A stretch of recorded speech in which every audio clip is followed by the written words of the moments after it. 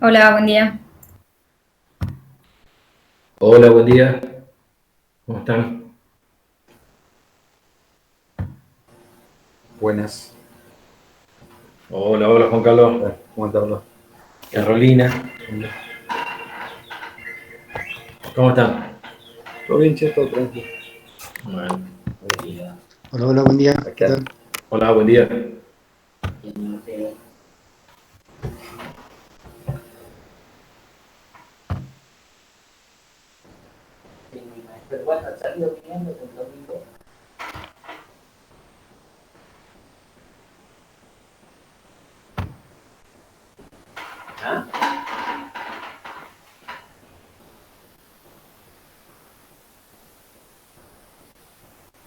Bueno, hacemos la típica espera de 5 minutos, así no tengamos que interrumpir la clase.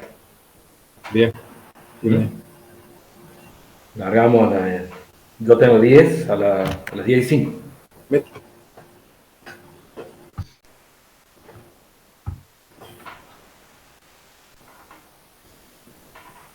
Aprovecho un segundo.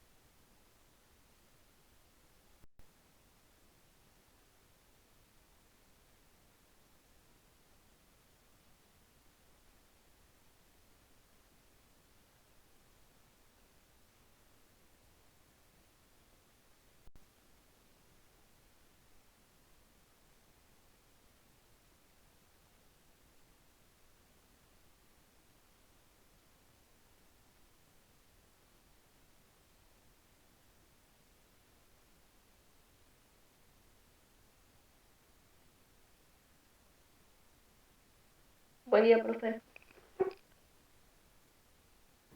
Hola, buen día. Buen día. Hola, buen día.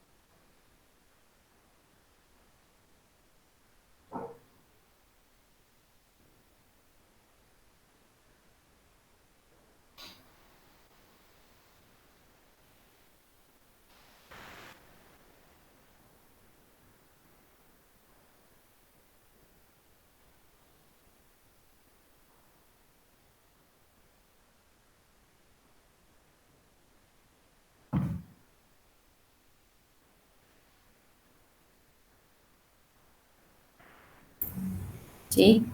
Hola, chicos, ahí he subido al aula virtual, está subido el práctico del viernes, ¿sí? Con la cartilla y las listas de los materiales.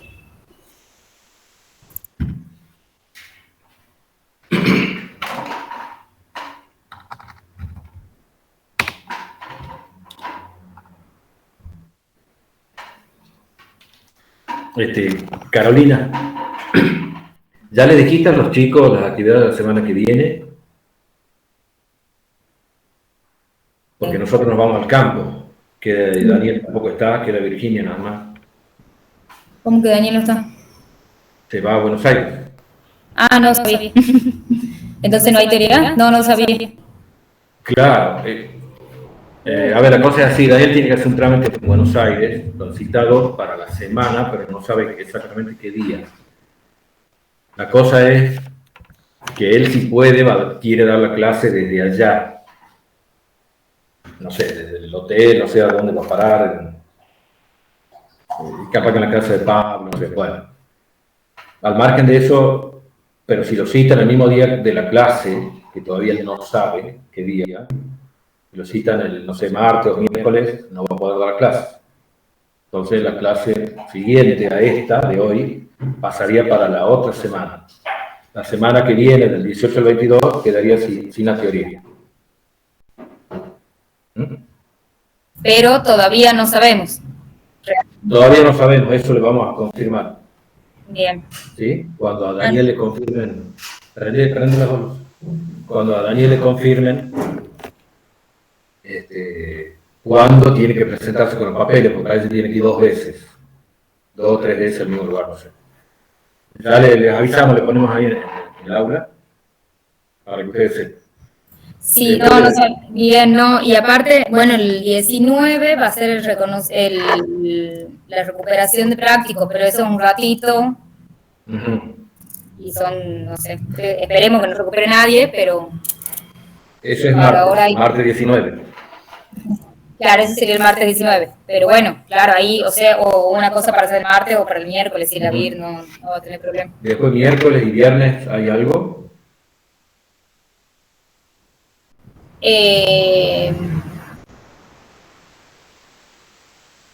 Bueno, les decimos después. ¿Ah? Perdón, es que está pasando un camión, no se me escucha nada. El viernes, y no hay nada más. Bueno, ya arreglamos, no sé. Creo que no, en teoría no, porque no estamos. Así que... Claro, salvo que Virginia de algo, no sé. No, la VIR solamente va a tomar la recuperación sola. Nada más. Bueno, le confirmamos entonces en el transcurso de mañana y el viernes. ¿Ah? ¿Qué va a pasar la semana que viene? En principio, bueno, habría una sola teoría si es que hay, además de la recuperación. Alto, sí. Perdón, sí, la VIR da peces.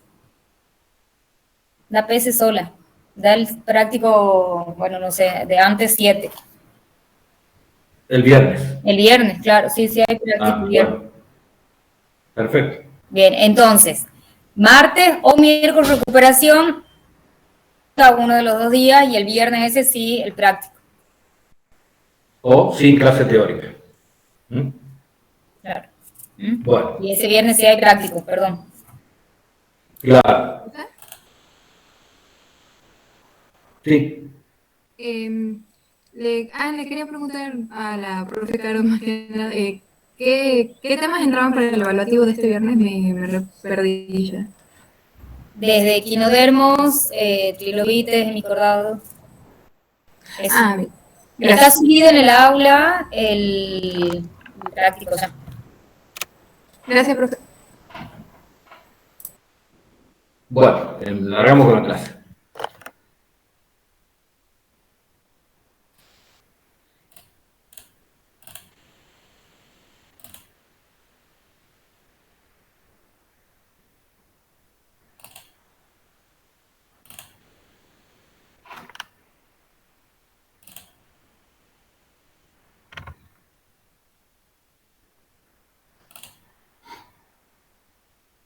Dígame si se ve bien.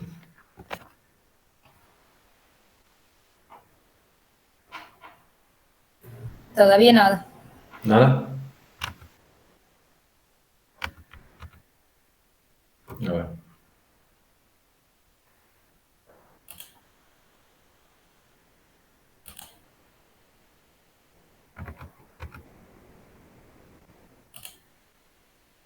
Ahí debería estar. Sí, sí, está perfecto. Ahí está. Bueno, la clase pasada con Daniel vieron el surgimiento de los primeros tetrápodos, cómo salieron del agua, qué estructuras anatómicas tenían que tener para poder resistir la vida fuera del agua, que es mucho más compleja que adentro. Estructuras para mantener el cuerpo, para sostener el peso del cuerpo con la gravedad mucho más fuerte que adentro del agua. Estructuras para respirar, comportamiento muy particular para no desecarse ante las condiciones mucho más duras afuera del agua. A ver, con todo eso, ya en el Devónico tardío aparecen muchas formas bastante variadas de primeros tetrápodos o anfibios, digamos. Esas formas, muchas desaparecen a fines del Devónico, con una de las 5 grandes extinciones. Sin embargo, en el Carbonífero, después de la famosa esa brecha de Romer o hiato de Romer, que son como unos 15 millones de años con poco registro fósil, si bien en los últimos años se han empezado a encontrar algunas cosas.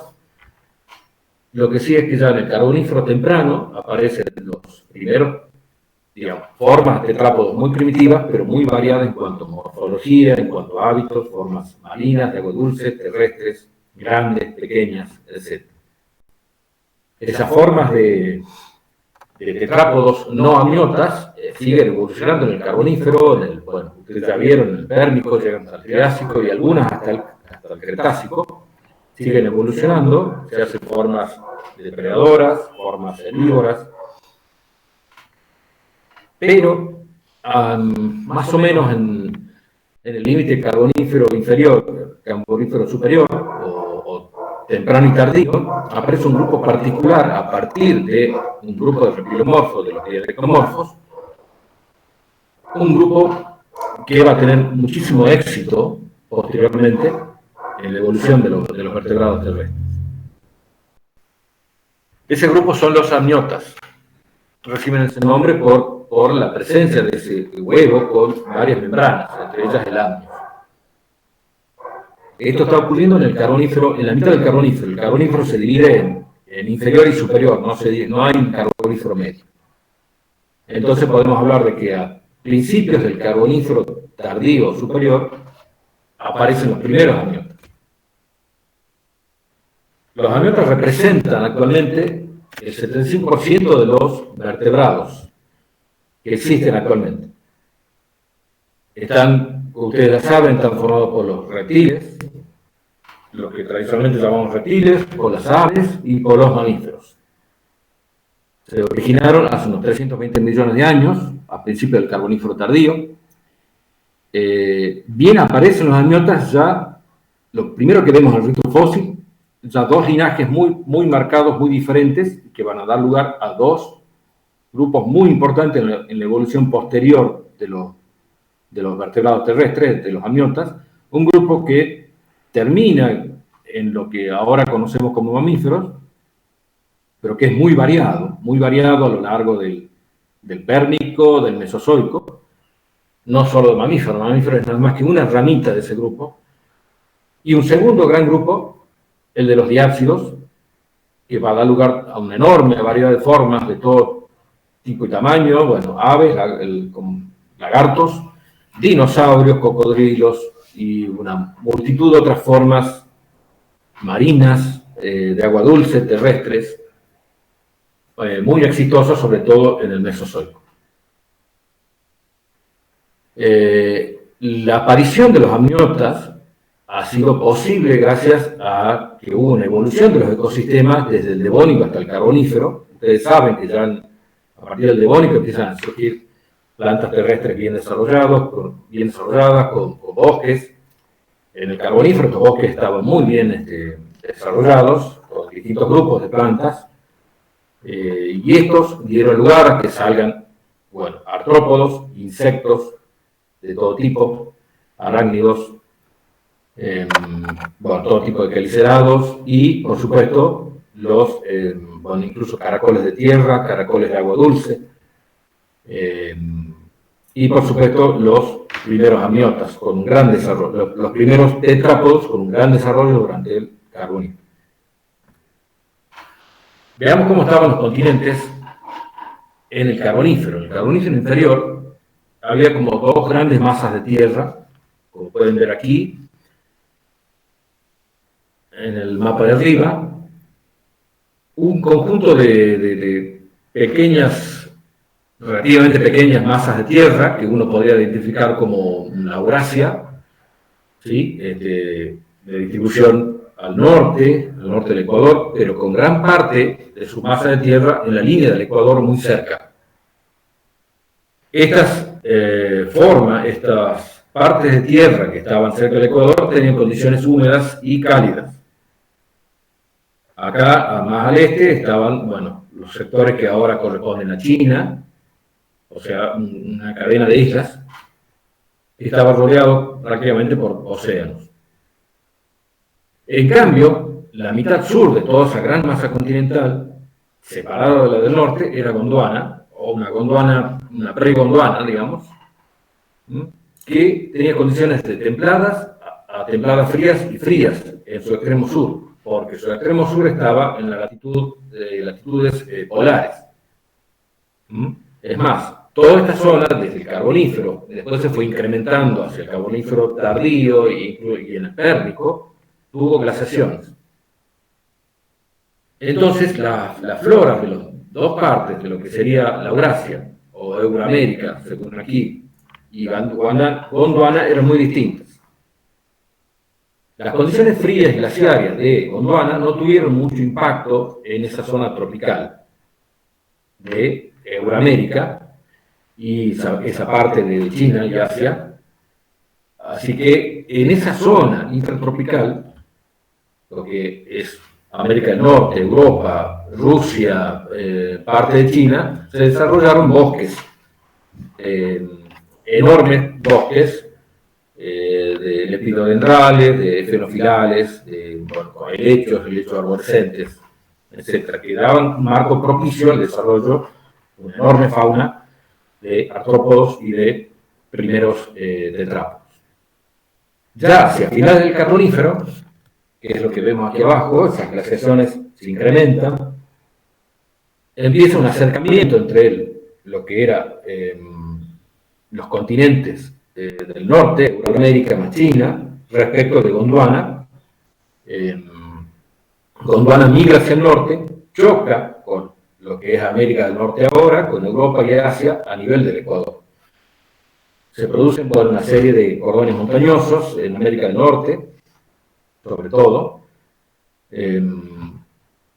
y entonces los continentes ya están en camino a formar lo que se conoce como Pangea, ya en el Pérmico, a fines del Pérmico, es decir, a fines del Mesozoico. Ya había un gran y enorme continente, supercontinente llamado Pangea. Mientras tanto, en el Carbonífero todavía no, todavía las masas de tierra están separadas.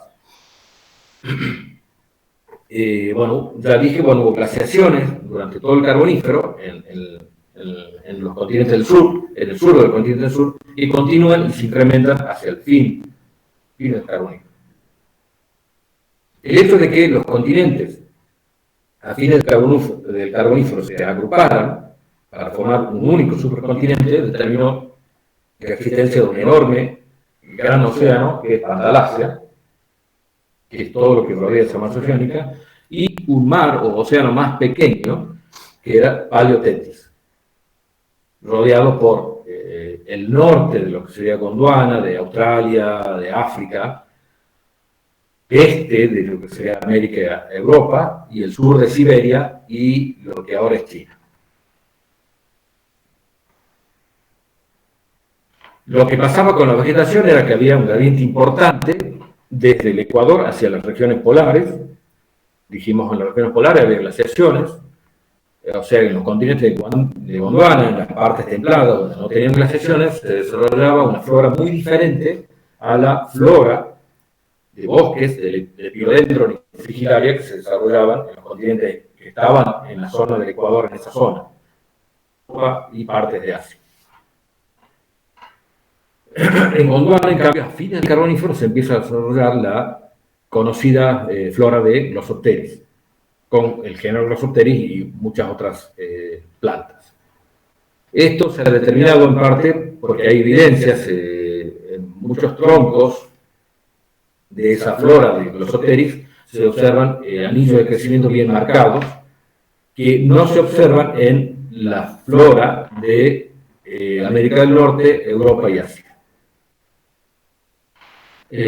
Sin embargo, a fines ya del Carbonífero, estos enormes bosques empiezan a cambiar porque el clima empieza a desecarse, posiblemente por el mayor desarrollo de las glaciaciones en los continentes del sur. Entonces ya hacia el Pérmico, esas condiciones de humedad en las zonas tropicales empiezan a cambiar y el clima se va haciendo más seco en un sentido general y global. ¿Qué está pasando con la fauna? Bueno, ya, como pueden ver acá en este gráfico, creo que ya lo vieron.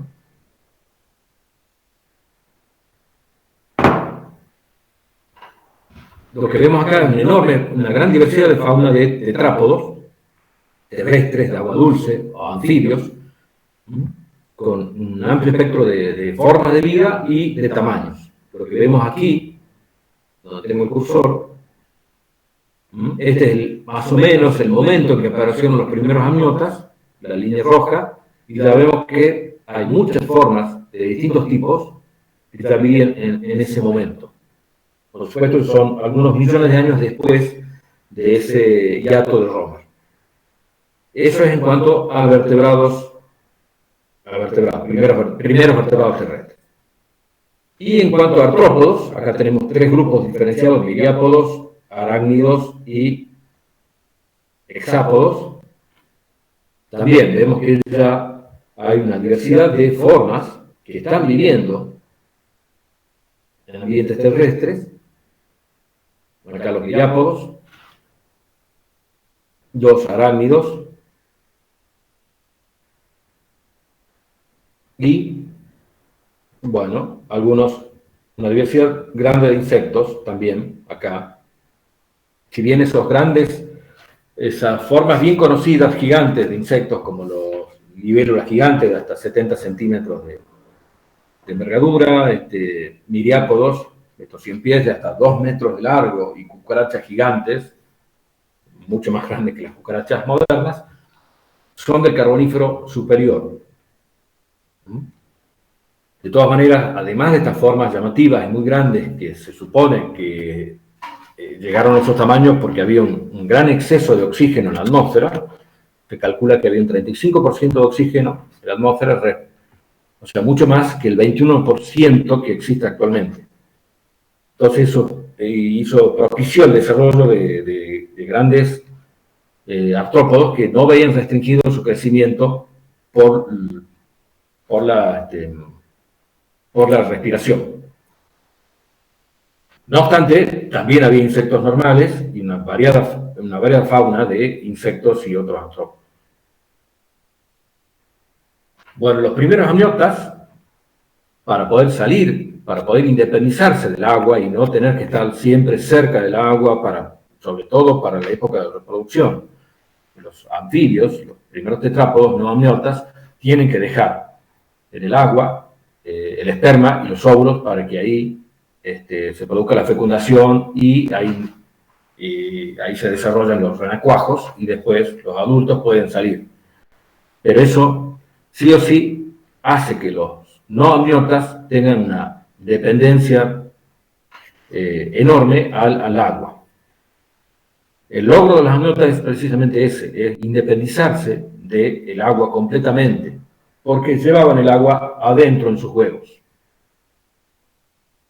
Entonces, ¿qué necesitaron los amniotas para poder independizarse del agua? Básicamente un huevo amniota con fluidos adentro que le permitan desarrollarse completamente en ambiente terrestre e invadir ambientes mucho más secos que sus antecesores. Estos huevos quedan depositados en tierra eran, por supuesto, en mucho menor cantidad que los huevos que dejan los anfibios.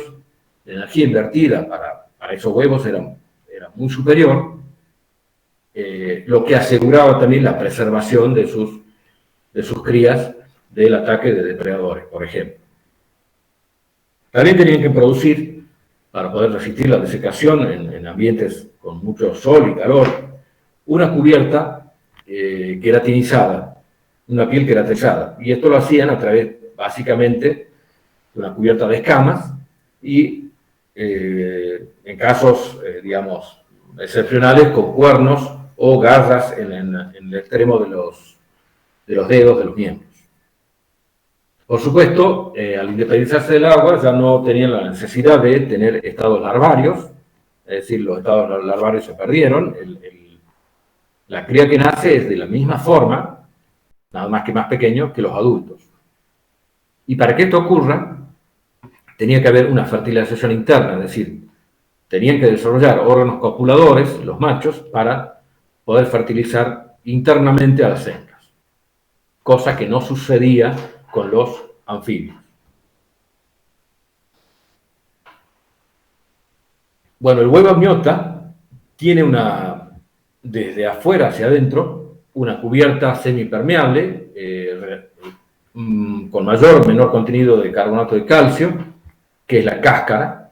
Esa cáscara decimos que es semipermeable porque no dejaba salir líquidos, fluidos, pero sí permite el intercambio gaseoso, oxígeno hacia adentro y dióxido de carbono hacia afuera.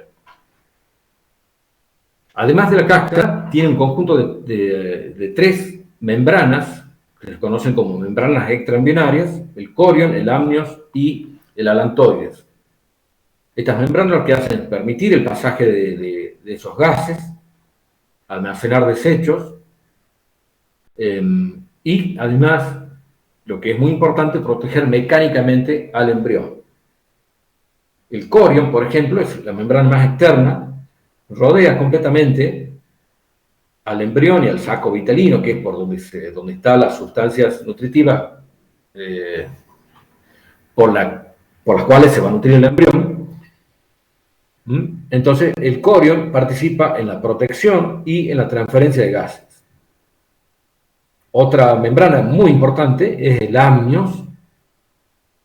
Entre la membrana del amnios y el embrión propiamente dicho, existe una cavidad llena de agua mayormente, que es la cavidad amniótica, que contiene esa agua, se conoce como líquido amniótico, que es lo que se rompe cuando una mujer está por dar a luz. Y el alantoides es otra membrana acá que va creciendo a medida que el embrión va creciendo, porque se va llenando de los desechos del metabolismo del embrión. También participa en la respiración, pero básicamente se va llenando de desechos.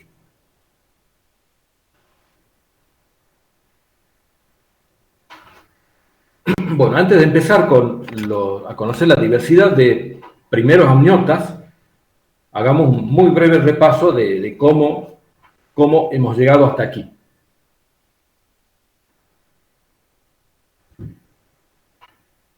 Ustedes recuerdan, porque ya lo han visto en las teorías, de que los primeros cordados ya son reconocidos en el Cámbrico inferior, en la fauna de Xinjiang, Cámbrico inferior de China.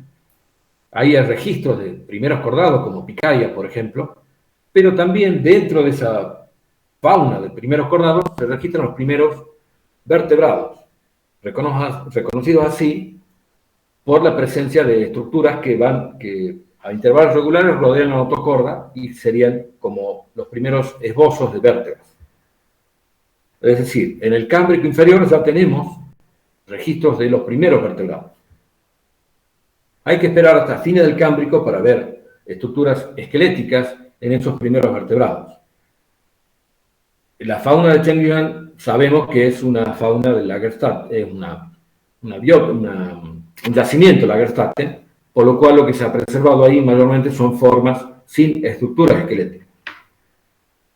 Hay que esperar entonces al registro de los primeros conodontos en el Cámbrico superior para poder ver estructuras esqueléticas. En este caso de los conodontos son estructuras muy pequeñas, que son como dentículos, que son estructuras que están en la cavidad bucal y sirven para la alimentación. Recordemos que todos estos vertebrados del Cámbrico son formas agnatas, no tienen mandíbula. Las mandíbulas aparecen en algún momento del Ordovícico tardío, ya que si bien los registros son dudosos, a fines del Ordovícico se supone que ya estaban al menos condrictios y al menos los acantodios. O sea que las mandíbulas tienen que haber aparecido un poco antes de eso, digamos, en algún momento del Ordovícico tardío. Ya saben cómo se han formado las mandíbulas a partir de la transformación de los 3 primeros arcos branquiales. Tenemos que esperar hasta los fines del Silúrico para poder ver el primer registro de peces óseos que coinciden con que eran peces sarcopterigios. Acuérdense que había 2 grandes grupos de peces óseos, actinopterigios y sarcopterigios. Y nosotros hemos focalizado la atención en los sarcopterigios, porque es a partir de ahí donde después se desarrollan las faunas de vertebrados terrestres. Y así hay que esperar toda una serie de millones de años más, llegar al fin del Devónico, para que esos peces sarcopterigios den lugar a los primeros amniotas, que ustedes vieron en la clase pasada, con ejemplos muy conocidos como Acantostega y Ichthyostega. A fines del Devónico aparecen los primeros tetrápodos que, no obstante tenían hábitos anfibios, ya podían salir y caminar en ambientes terrestres. Esa fauna de tetrápodos se desarrolla, algunas formas se extinguen a fines del Devónico, pero muchas pasan al Carbonífero y se desarrollan en una amplia variedad de formas, o de tamaños, de hábitos, hasta que en algún momento del Carbonífero superior, la parte temprana del Carbonífero superior, se reconocen los primeros amniotas, que es lo que vamos a ver ahora. Bueno, los primeros registros de amniotas, los más antiguos, aunque no son las formas más basales, como vamos a ver, corresponden a los géneros Hylonomus y Paleothyris. Eran formas de un aspecto muy similar a una lagartija actual, pequeñas, de unos 20 centímetros de longitud, incluyendo la cola. La cabeza era relativamente alta y aplanada en sentido lateral, como los anfibios reptilomorfos, diadectomorfos. O sea, están los amniotas es el grupo hermano de los diadectomorfos. Bueno, los esqueletos eran ligeros, livianos, y los miembros estaban, por supuesto, extendidos hacia los lados. Es decir, tanto el húmero como el fémur eran completamente horizontales. Estas formas tan pequeñas fueron reconocidas, gran parte de los restos que se conocen estaban adentro de estos tocones de distintos árboles, mayormente lepidodendrales.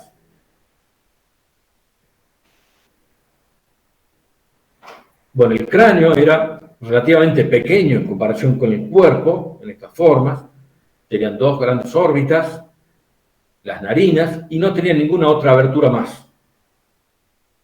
Ya acá le estoy adelantando un poco la película, porque después vamos a ver que los amniotas en general se han utilizado las aberturas en la región temporal del cráneo para poder hacer la clasificación de los grandes grupos.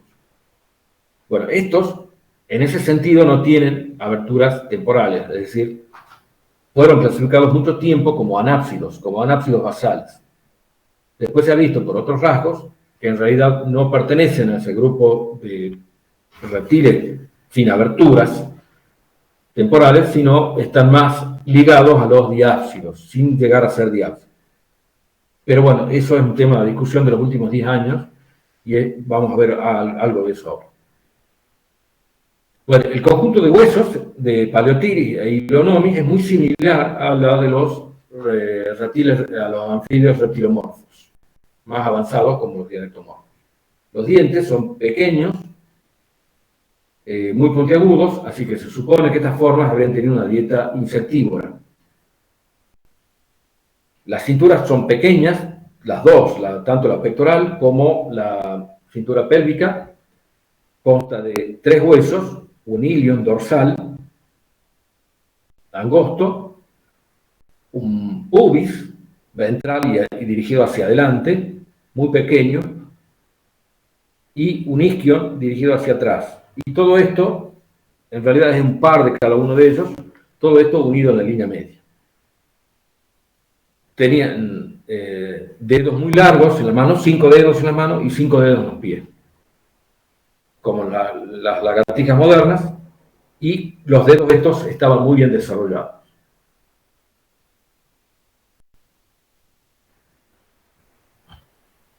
Bueno, acá vemos dónde están ubicados realmente, según estas filogenias de los últimos 10 años, Paleotyrix e Ilonomos. Como pueden ver acá, Amiotas, el gran grupo tiene 2 grandes grupos, 2 clados principales, Sinápsida, que lleva mamíferos, y Reptilia. Reptilia tiene un clado de formas basales, que son los Parareptilia, anápsidos, y los Eureptilia, donde están básicamente los diápsidos, que son los más conocidos, todo este grupo de aquí, pero incluye como un stem group de diápsidos a Paleotyrix e Ilonomos. Antes Paleotyrix y Ilonomos estaban agrupados junto con los que ahora conocemos como Parareptilia, en lo que se conocía como anápsida.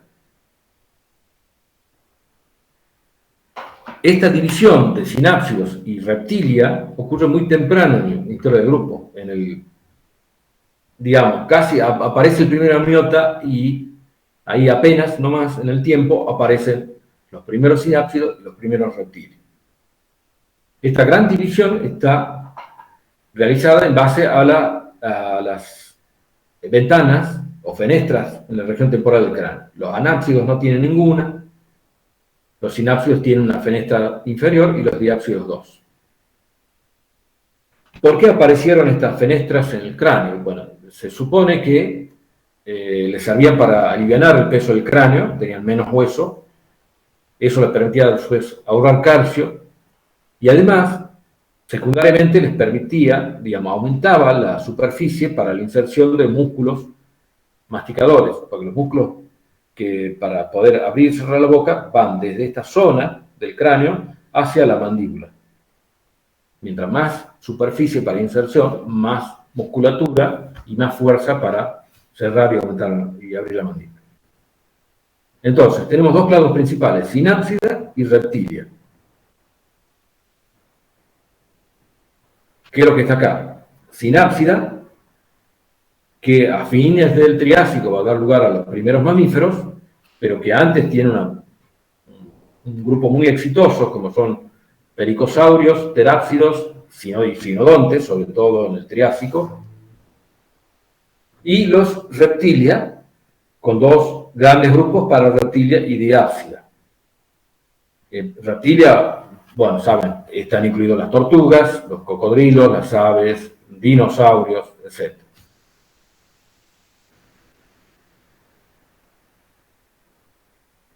Bueno, los anápsidos, digamos, los cráneos de tipo anápsidos, incluyen a varios linajes de Parareptilia, el Carbonífero, Pérmico y Triásico. Actualmente se descarta que tanto Ilonomos como Paleotyrix estén incluidos dentro del grupo de Parareptilia, pero no obstante mantienen un cráneo anápsido. Y lo que ya les dije, se considera que tanto Paleotyrix como Ilonomos forman parte del stem group de diápsida. Los sinápsidos, que vamos a ver en clases posteriores, tienen una abertura temporal inferior rodeada por el poso orbital, el escamoso y el yugal. Dijimos que incluye a pelicosaurios, terápsidos, sinodontes y mamíferos. Y el cráneo de tipo diápsido, que es el que tienen las aves, por ejemplo, los cocodrilos, tienen 2 aberturas temporales, la inferior rodeada por los mismos huesos que en el caso de los sinápsidos, y la superior por el poso orbital, el escamoso y el parietal, dorsalmente. Muchas veces es la abertura temporal superior en los diápsidos, en realidad es una abertura temporal de posición dorsal o casi dorsal.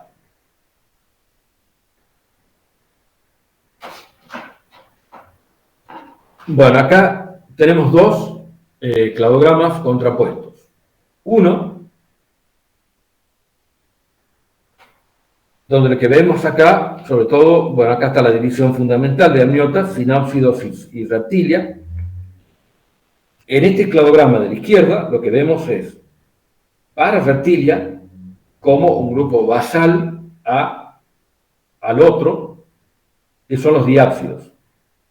En diápsidos están incluidos los ictiosaurios, los plesiosaurios, por ejemplo, como una rama que se conoce como briápsida, que la van a ver en la clase que viene, y después los clásicos diápsidos, que son los saurios, donde están los lepidosaurios y los arcosaurios. Es decir, esta es la división clásica que se conocía hasta hace unos 10 años más o menos, donde los pararreptilia eran el grupo hermano de diápsida. Ahora miremos este cladograma de la derecha.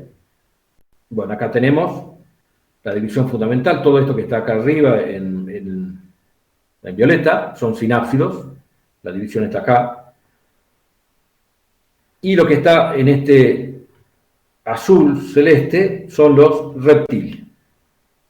Dentro de reptilia hay formas basales, que son los captorrínidos, pero fíjense en esto, que para reptilia, que es lo que vamos a ver en esta clase de hoy, con géneros, bueno, como Mesosaurus, Eudibamus, Milereta, esa forma que vamos a ver hoy, están incluidas dentro de diápsida. Diápsida es lo que está en violeta, diápsida empieza aquí. Y uno de esos clados de diápsida es pararreptilia. Este es un cladograma más reciente que este otro de la izquierda. No obstante, nosotros nos vamos a mantener en la postura tradicional, si se quiere, porque en realidad es moderna también esta, de mantener a los pararreptilia como grupo hermano de diápsida. Bueno, en pararreptilia, recordemos que la mayor parte, o todas estas formas, tienen un cráneo de tipo anápsilo. Y lo que pueden ver acá es una variedad de formas, muy grande también. Estas formas son del carbonífero, del pérmico, que tienen un gran desarrollo, y unas pocas llegan al triásico. Hay formas grandes, este bicho tiene entre 2 y 3 metros de largo, robusto, o sea, grande para la época. Este animal era completamente acuático, con aletas para nadar, el cráneo muy alargado, o sea, muy distinto de esto. Y después una variedad de formas, tipo lagartijas, con más o menos forma de lagartija, algunas cabezas chiquitas, otras con cabeza grande, en comparación con el cuerpo, e incluso algunas formas que habrían sido los primeros vertebrados bípedos, los bolosáuridos, y habrían sido bípedos potenciales. Hay una gran diferencia de tamaño entre las patas y las manos. Sí, bueno, acá están los nombres de esos grupos que vamos a ver ahora. Pero en general, un rasgo que puede agrupar a todos, en general, es un cráneo grande, robusto, en relación al tamaño del cuerpo, y una tendencia evolutiva en todos los grupos a ir aumentando el tamaño del cuerpo y hacerse más robusto. Eso junto con la ausencia de aberturas temporales en la región temporal del cráneo. Bueno, el primer grupo, vamos a ir siguiendo este cladograma, los mesosaurios. Si bien uno ve acá parece grande, como un cocodrilo, en realidad son pequeños, tienen hasta 1 metro de largo, o relativamente pequeños. Son del Pérmico inferior, del sur de África y de América del Sur. Y este grupo, este género mesosauro ha sido muy importante para las primeras ideas acerca del desplazamiento de los continentes, ya que se han encontrado el mismo género en América del Sur y en el sur de África. Así que es una evidencia, junto con otros vertebrados y algunas plantas, evidencias fundamentales para la idea del desplazamiento de los continentes y de la existencia de un continente austral que era Gondwana. Bueno, los mesosauros son completamente acuáticos, tienen hasta 1 metro de longitud, tienen el cuerpo muy alargado, todo es alargado, una cola muy larga, un cráneo muy largo, las mandíbulas también, por supuesto, los dientes muy finitos, muy delgados, muy largos, que habrían hecho una manera de red para pescar, habrían tragado insectos, pequeños peces, abriendo la boca, habrían quedado atrapados, el agua salía por los espacios entre los dientes, pero los bichos habrían quedado atrapados y se los comían. Bueno, la cola además de ser larga, es aplanada en sentido lateral, formando una aleta para la natación.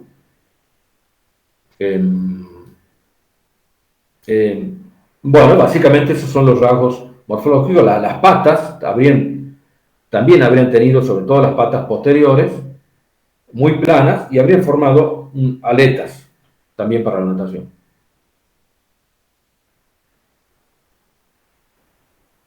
Bueno, acá está Mesosaurus, en azul.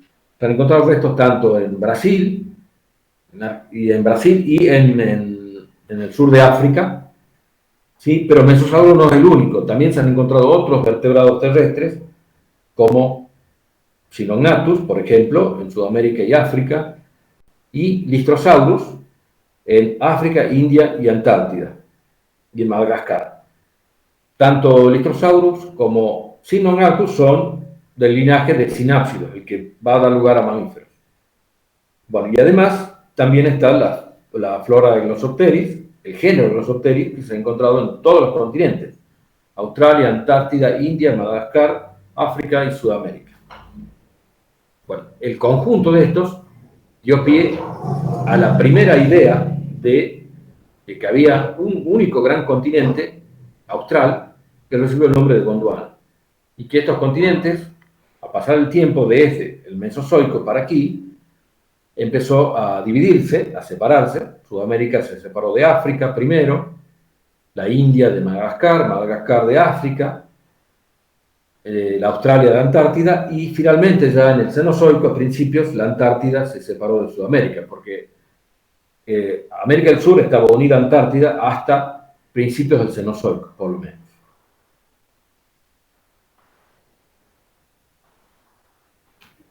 Bueno, un segundo grupo es el de los milerétidos, que está acá, del Pérmico tardío de Sudáfrica exclusivamente.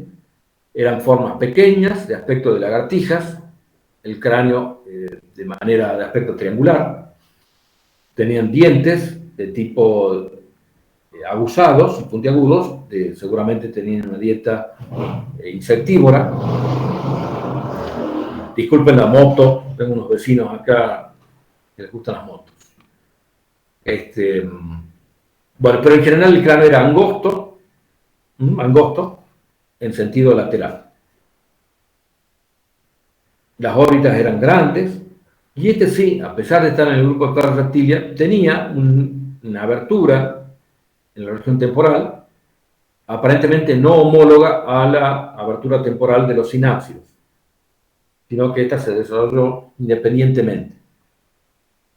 En este caso, en algunos géneros dentro de Mileretide, porque en este género todavía no la tienen, no tiene ahí un esbozo de abertura. Un grupo característico dentro de Parareptilia son los bolosáuridos, del Pérmico inferior y Pérmico medio de Norteamérica, Alemania y Rusia. Se conocen muy pocas formas, todas caracterizadas por esta morfología tan particular de un gran desarrollo de los miembros posteriores y miembros anteriores pequeños. Habían tenido la capacidad de caminar de manera bípeda, sobre todo cuando se desplazaban a gran velocidad. Quizás eran cuadrúpedos cuando caminaban más lentamente. Eran formas chiquitas, habrían tenido no más de 25-30 centímetros de longitud, de cabeza a la cola. Y bueno, dijimos que el primer tetrápodo, primer vertebrado terrestre que habría tenido bipedalismo de manera al menos facultativa. El cráneo era pequeño, era grácil, y tenía estos dientes achatados, aplanados y además anchos, tanto en el cráneo como en las mandíbulas, los que indican que habría tenido una dieta herbívora, así que también estaría entre los primeros amniotas herbívoros. Y bueno, el desarrollo de la cola era muy larga, quizás un poco más que el resto del cuerpo. Bueno, y fíjense, la mayor parte de estos grupos están restringidos a los continentes del norte. Otro grupo también muy conocido son los porcolofónidos, es el grupo más diverso dentro de Pararreptilias, se han descrito unas 40 especies o un poco más. Estos sí llegan hasta el Triásico, aparecen en el Pérmico tardío y llegan hasta el Triásico tardío, como ven aquí. Un género bien estudiado es Procolophon, del Triásico inferior, de Sudáfrica y Antártida. Estos tienen, como pueden ver, una distribución austral, un continente gondwánico. Eran también pequeños, entre 30 a 40 centímetros de largo, el cuerpo era bajo, el cráneo era muy grande, achatado y ancho, en comparación con los otros grupos, y tiene una expansión lateral del cráneo que habrían formado esa especie de cuerno, que es lo que vemos acá. Los dientes eran romos, es decir, no tenían punta, tampoco eran muy planos, pero lo importante es que no, eran pocos y no tenían ese extremo aguzado. Se juntaban durante la oclusión. Habrían sido formas herbívoras, por esos dientes habrían podido arrancar las plantas, digamos, las hojas de las plantas. Por otra parte, tenían las patas anchas, con los dedos bien desplegados, por lo que habrían tenido capacidad para ser cavadores. Es más, se ha propuesto de que habrían sido formas cavadoras por el gran desarrollo de las manos y de las patas. Otra forma reconocida hace poco tiempo, en los años 80 o 90, son los Nycterolerétidos, del Pérmico medio y tardío de Rusia, América del Norte y Sudáfrica. Está relacionado con el grupo siguiente, el grupo ese de formas muy grandes, de 2 o 3 metros de largo, más o menos más de 1,5 metros de alto. Pero estas formas, si bien están emparentadas, es más, están dentro del mismo grupo Pareiasauromorpha, están emparentados con los grupos hermanos de Pareiasauridos. Estas formas eran pequeñas,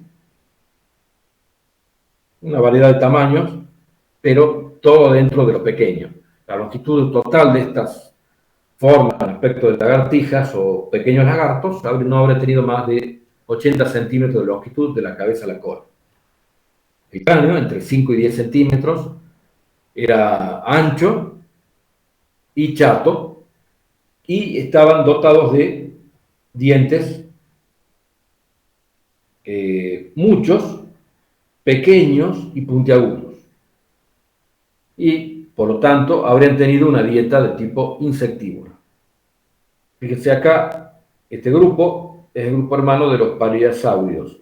Y estos dos forman lo que se conoce como, bueno, acá están, fíjense justo la letra G, que es esto, son los Pareiasauromorpha. Bueno.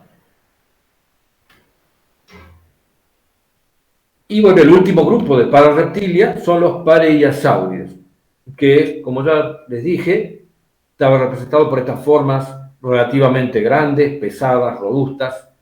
Se conocen del Pérmico tardío nada más, de Rusia, Sudáfrica, China, Nigeria, Brasil y Escocia. O sea, estas formas tenían una distribución prácticamente global para los continentes de ese entonces, casi cosmopolita.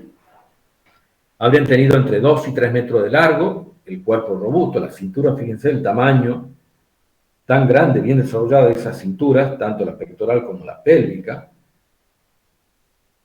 El género más conocido dentro de esto es Scutosaurus, los miembros son masivos, no solo la cintura, sino también los miembros, e incluso tanto las manos y las patas, los pies. Y habrían tenido la capacidad de andar de manera quizás digitígrada, tanto como plantígrada. El cráneo era grande, era ancho, fuerte y se destacaba por tener protuberancias. Estaba esculturado, tenía pequeñas protuberancias en todo el cráneo y además una gran prolongación lateral muy fuerte, a manera como cuernos, dirigidas hacia abajo y hacia atrás, en el cráneo.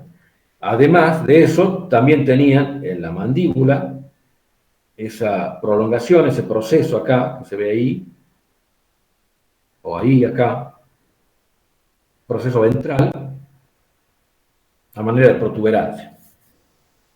Los dientes no eran puntiagudos, pero tampoco eran planos, si bien eran romos, habrían sido propicios para comer plantas suaves también. En un momento a este grupo se lo emparentó con las tortugas, hasta los años 10, digamos, de este siglo. Quizás los paleosaurios estaban entre el grupo ancestral de las tortugas, pero ahora las tortugas, ustedes ya saben, están dentro de diápsidos. Si bien no tienen una abertura de cráneo diápsida, son anápsidos, pero están en el linaje, o dentro de diápsidos, o en el grupo muy emparentado con diápsidos. Bueno, entonces hemos visto todos estos grupos de pararreptilia. Como vemos, son grupos muy variados morfológicamente. Podemos verlo desde el Carbonífero tardío hasta el Triásico tardío. Muy variados morfológicamente en cuanto a hábitos, también formas estrictamente acuáticas, formas completamente terrestres, grandes, pesados, formas chiquititas y ágiles como la lagartija, e incluso formas que podían correr o caminar de manera libre. ¿Qué pasa con las formas que estaban incluidas que estarían tradicionalmente dentro de Pararreptilia o el antiguo grupo conocido como anápsida, pero ya no lo están, a pesar de tener un cráneo anápsido? Bueno, son estos grupos, Paleotiles y Lonomus, que ya lo vimos,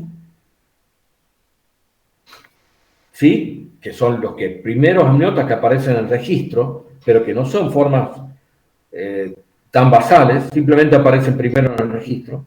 Uno podría considerar que los pararreptiles representan mejor la condición basal de los amniotas. Y después está este grupo de captorrínidos, que también eran tradicionalmente en todos los libros hasta el año 2000, eran, junto con Paleotiles y Lonomus, los captorrínidos eran formas reconocidas como los primeros amniotas siempre. En realidad ahora están como un grupo de eureptiles, es decir, reptiles que no son pararreptiles. Bueno, los captorrínidos tienen esta manera particular, son pequeños, hasta 40 centímetros de largo, están restringidos al Pérmico, en América del Norte, en África y Eurasia, y tienen la particularidad de su cráneo. El cráneo era muy ancho, y esa forma triangular, digamos, ancho en la parte posterior del cráneo, pero se va haciendo fino hacia adelante, hasta terminar en un hocico finito. El cráneo era también un poco esculturado, y se destaca sobre todo por la particularidad de los dientes. Los dientes, a diferencia de todo lo que hemos visto, están dispuestos en distintas hileras, hasta 6, en algunos géneros, por ejemplo, Captorhinus, y también tienen como una división de dientes un poco más grandes, como caniniformes, estos dos de acá, unos dientes de tipo incisiviformes adelante, y dientes, uno lo podría llamar molariformes, en la parte de la mitad posterior, tanto en el maxilar como en la mandíbula. Estos dientes tenían forma de clavija, habrían sido dientes de tipo herbívoro, o como también se ha sugerido, para poder romper el el esqueleto externo de muchos artrópodos, encerados, escorpiones, arañas, insectos, que con un caparazón relativamente duro. Y bueno, se ha propuesto que habrían tenido que lo que vemos acá no es otra cosa que estas hileras de aquí, de la parte posterior, se debe a que tenían una especie, un reemplazo dentario muy particular, complejo, que bueno, se ha descrito bien para este grupo. Así que entonces, estas formas, estos tres, tanto estas formas como Paleotiris, Hydronomus y Cautorhinus, en un momento dado estaban agrupados con estos grupos que ahora conocemos como Parareptilia y separados muy lejos de lo que conocemos como diápsidos actualmente. Bueno, esos son los temas. Salió bastante corta la clase. La bibliografía principal es, por supuesto, el Bento, que es la Biblia para la paleontología de vertebrados. Y después, algunos aspectos los saqué de este libro de Evolución, toda la historia, de Parker del 2016, un libro muy lindo, con muchas fotografías a color y gráficos, y con información muy actualizada. Bueno, está el libro de Apesteguía y Ares y de la evolución, donde hay muchos aspectos muy interesantes, sobre todo de esa transición hacia los amniotas. Y el Domenech, que tiene algunos aspectos muy particulares, pero es viejo, es del 96. O sea, acá van a ver a los Captolomorfos, a Hydronomus y a Paleotiris como anáfidos, junto con los Parareptilia. Bueno, ¿alguna pregunta sobre la clase? ¿Algo que no se haya entendido?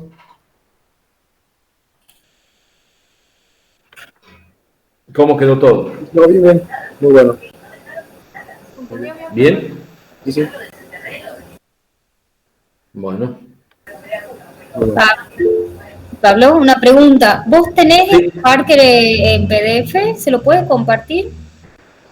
A ver, para que dejo de compartir.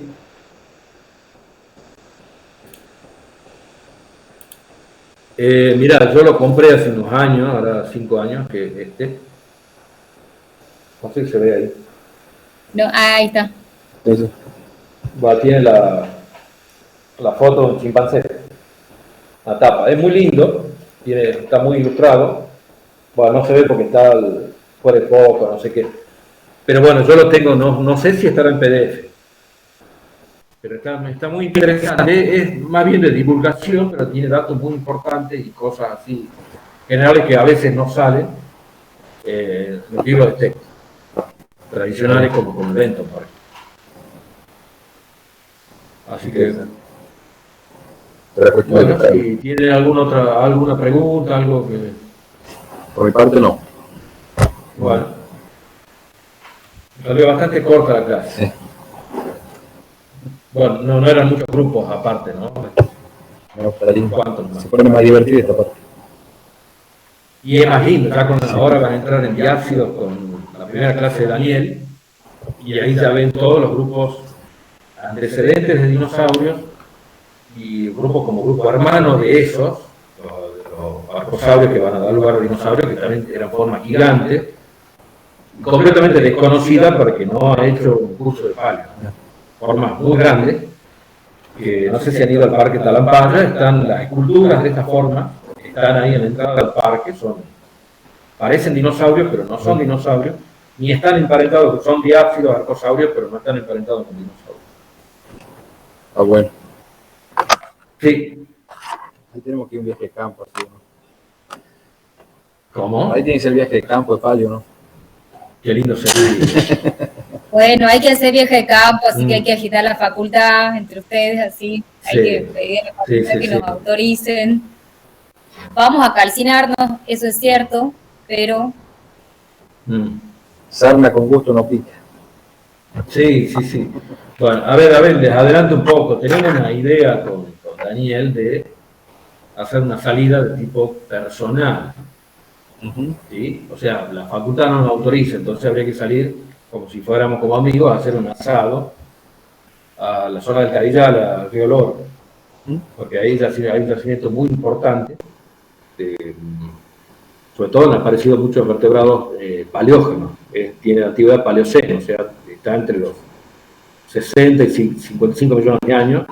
Han aparecido bichos muy, muy raros, cocodrilos, y sobre todo mamíferos placentarios basales. Está muy lindo. O sea, es un yacimiento que se ve poco, está al lado del río, pero al lado hay gente que tiene mucha suerte. Por ejemplo, Jimmy Powell encontró muchas cosas. Bueno, Daniel también está encontrando. Son los grupos que trabaja Daniel, se conoce bien. Así que bueno, usted también podría planificar algo así, si los que quieran, por supuesto, esto no es obligatorio ni nada, el que quiera venir, bueno, buscamos autos, nos va. Disponible el mío. ¿Ah? ¿Cómo? Disponible el mío. Bueno, buenísimo. El que quiera es ir a caminar y buscar fósiles ahí, a ver qué aparece. Si aparece algo, si es chiquito se lo saca, si no se lo deja para otro día. Bueno, eso como para que lo piensen el que quiera. Y debería ser un día sábado y vamos, por supuesto, sin seguro de facultad ni todo el papelerío, porque vamos como amigos. ¿Está bien, está bien? Bueno, después lo charlamos mejor. Ya debería quedar para un día de noviembre, después de los viajes de Daniel y el nuestro. Perfecto. Bueno, chicos, no sé si tienen algo. Por mi parte, no. Bueno. Perdón, ¿no? Una pregunta a los chicos. Sí. ¿Estarían interesados en hacer un viaje de campo? Porque nadie ha dicho nada salvo Juan. No es obligación, ¿no? Sí, No es obligación, pero bueno, es un movimiento enorme. Es una historia. Es una responsabilidad enorme, aunque vayamos inseguros, seguimos teniendo responsabilidad. Entonces, si están de acuerdo, si tienen ganas, lo seguimos movilizando. Sí, sería buenísimo, a mí me encantaría salir. Buenísima la idea. Bueno, lo que quieran, después lo hacemos más como oficial. Los que quieran ir, se anotan y bueno, ya vemos cómo vamos. Bueno, si vamos todos, no sé cómo vamos a hacer para conseguir autos, pero si van a poner la mitad, creo que sí tenemos capacidad. Sí, y podemos ver de los colectivos que podamos, que si es que algunos se van en colectivo, ver cómo coordinamos. Allá y Eso, sí, hacer el aguante para que tomen el colectivo de vuelta y eso. Claro, se puede solucionar. Hablando de colectivos, ayer pasé por la Escuela de Agricultura, la ex Escuela de Agricultura, donde está arqueología, y ahí está el colectivo de la facultad. Está completamente pintado, parece, no sé, de safari, pero quizás se lo pueda usar. Dice que es para viajes cortos, para ir a la reserva, por ejemplo, pero bueno, el Cadillar está acá nomás. Pero si no tenés seguro, no te lo van a prestar. Un demo que no... Bueno, capaz que como se está abriendo todo, capaz que permitan hacer viajes de 20, 30 kilómetros. Ya voy a averiguar. Sí, por supuesto, que ojalá que nos presten y ojalá que podamos ir a ese viaje corto y después hacer otro viaje de más días. Pero Eso por estaría lo menos que buenísimo. tratemos de hacerlo. Sí. Juramos que vamos a abrir todas las ventanillas. Con barbijo. Y vamos a estar con barbijo y todo. Averiguar eso, si podemos vamos en el colectivo, si no... Estaría buenísimo, Polo. Sí, buscamos a ver cuántos autos se pueden usar y eso. Bueno, hasta acá. Es todo, amigos. Hasta luego, chicos. Hasta la próxima clase. Nos vemos. Nos vemos. Hasta la próxima. Chao. Vemos, pues. Necesitas que me... Sí, quédate un segundito. Así hablamos del viaje.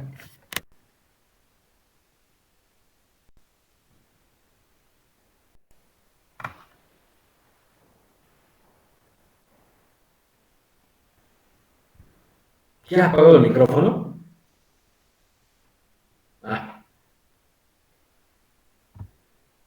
Que me acababa de escribir la Vir, es que se había tenido que ir por Lucas y me dice, avísame cuando me desconecte porque no sé qué le pasa a Lucas. Volví. Ahí está, sacala, Fernanda. ¿Cómo se hace? Anda a la lista. A las personas. Acá. Y salí, decirle que está dormido en la clase.